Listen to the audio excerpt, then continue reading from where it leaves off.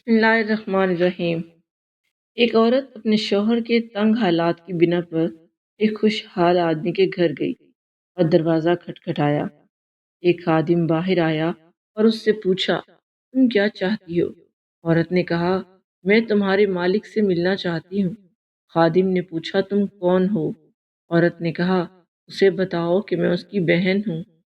خادم جانتا تھا کہ اس کے مالک کی کوئی بہن نہیں ہے، تو وہ اندر گیا اور اپنے مالک سے کہا، دروازے پر ایک عورت ہے جو دعویٰ کرتی ہے کہ وہ آپ کی بہن ہے۔ مالک نے کہا، اسے اندر لے آؤ۔ عورت اندر آئی۔ مالک نے اسے خوش دلی سے استقبال کیا اور پوچھا، تم میرے کس بھائی کی بہن ہو؟ اللہ تم پر رحم کرے۔ عورت نے کہا، میں آدم کی بیٹی ہوں۔ خوشحال آدمی نے اپنے دل میں سوچا، یہ عورت واقعی بے یار و مددگار ہے، میں پہلا شخص ہوں گا جو اس کی مدد کرے گا۔ عورت نے کہا، اے میرے بھائی، شاید آپ جیسے لوگوں کو معلوم نہ ہو کہ غربت کا ذائقہ کتنا کڑوا ہوتا ہے۔ اس غربت کی وجہ سے میں اپنے شوہر کے ساتھ طلاق کے دروازے پر کھڑی ہوں۔ کیا آپ کے پاس کچھ ہے جو آپ قیامت کے دن کے لیے دے سکیں؟ آپ کے پاس جو کچھ ہے وہ ختم ہو جائے گا، لیکن جو اللہ کے پاس ہے وہ باقی رہے گا۔ خوشحال آدمی نے کہا، دوبارہ کہو۔ عورت نے کہا، اے میرے بھائی، شاید آپ جیسے لوگوں کو معلوم نہ ہو کہ غربت کا ذائقہ کتنا کڑوا ہوتا ہے۔ اس غربت کی وجہ سے میں اپنے شوہر کے ساتھ طلاق کے دروازے پر کھڑی ہوں۔ کیا آپ کے پاس کچھ ہے جو آپ قیامت کے دن کے لیے دے سکیں؟ آپ کے پاس جو کچھ ہے وہ ختم ہو جائے گا، لیکن جو اللہ کے پاس ہے وہ باقی رہے گا۔ خوشحال آدمی نے کہا، دوبارہ کہو۔ عورت نے تیسری بار کہا۔ خوشحال آدمی نے چوتھی بار کہا، دوبارہ کہو۔ عورت نے کہا، مجھے نہیں لگتا کہ آپ نے مجھے سمجھا ہے، اور دوبارہ کہنا میرے لیے ذلت ہے۔ میں نے کبھی اپنے آپ کو اللہ کے سوا کسی اور کے سامنے ذلیل نہیں کیا۔ خوشحال آدمی نے کہا، اللہ کی قسم، مجھے تمہاری بات کی خوبصورتی پسند آئی۔ اگر تم 1000 بار بھی دہراتی تو میں ہر بار کے بدلے تمہیں 1000 درہم دیتا۔ پھر اس نے اپنے خادموں سے کہا، اسے 10 اونٹ، 10 اونٹنیاں، جتنی چاہے بھیڑیں اور جتنا چاہے مال و دولت دے دو، تاکہ ہم قیامت کے دن کے لیے کچھ کام کر سکیں۔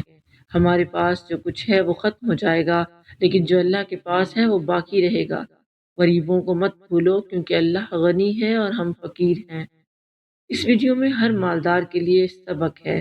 اللہ کے پاس اپنا مال جمع کروا لو، اپنے رزق میں دوسروں کو شامل کر لیں۔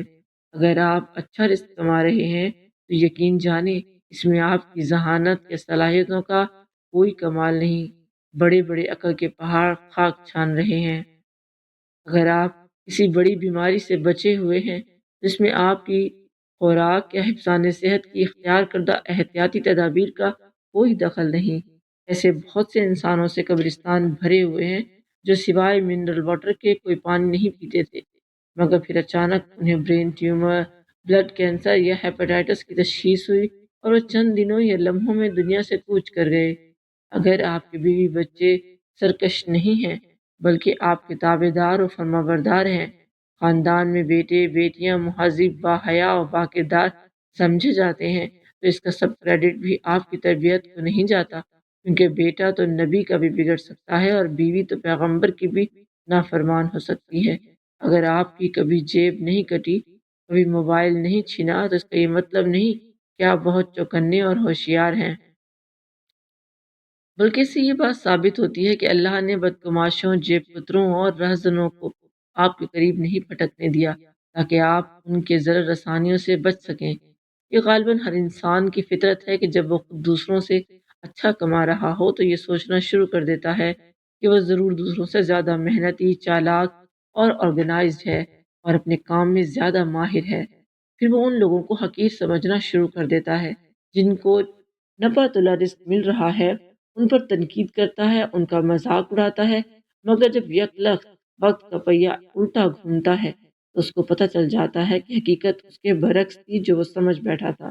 اگر کوئی چاہتا ہے کہ اس رزق کے معاملے میں آزمایا نہ جائے تو 3 کام کرے۔ اول، جو کچھ مل رہا ہے اسے محض مالک کی عطا سمجھے، نہ کہ اپنی قابلیت کا نتیجہ، اور ساتھ ہی مالک کا شکر بھی بجا لاتا رہے۔ دوم، جن کو کم یا نپت رزق مل رہا ہے انہیں حقیر نہ جانے، نہ ان لوگوں سے حسد کرے جن کو چھپر پھاڑ رزق میسر ہے۔ یہ سب رازق کی اپنی تقسیم ہے، اس کے بھید وہی جانے۔